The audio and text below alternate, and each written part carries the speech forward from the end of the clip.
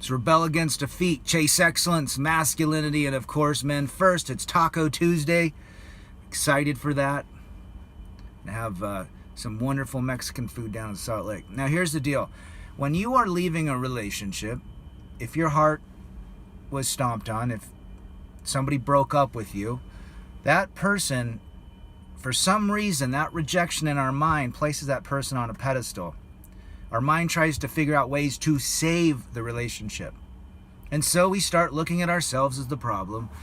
And then we put her on a fantastical fantasy pedestal where she can do no wrong. She is a queen. I did it.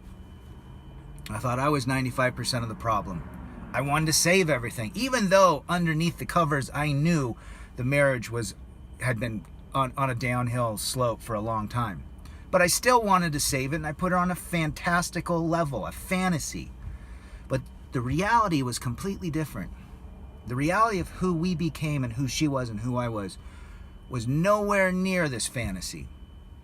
And that's what kept me locked down in a lot of pain and hurt. I had to look at the fantasy version of her versus what she truly became. And you know what? I changed too. And the reality was I didn't like this person. This person and I did not get along. She was not part of the team. She was punching holes in the canoe and I was rowing it, sabotaging. She was monkey branching emotionally and in other ways. She could never be pleased, right? And these are the reality. And so, guys, if you're going through something like this, it hurts. I get it. And relationships won't define you. But you have to understand one thing. You got to take them off the pedestal. They bring no value when you put them on a pedestal. You've got to use your brain and say, what is the reality of the situation? What is the reality of her? Write the list down, pros and cons. Pros on one side, be generous, cons on the other. I guarantee the cons are going to be far greater than the pros. Okay?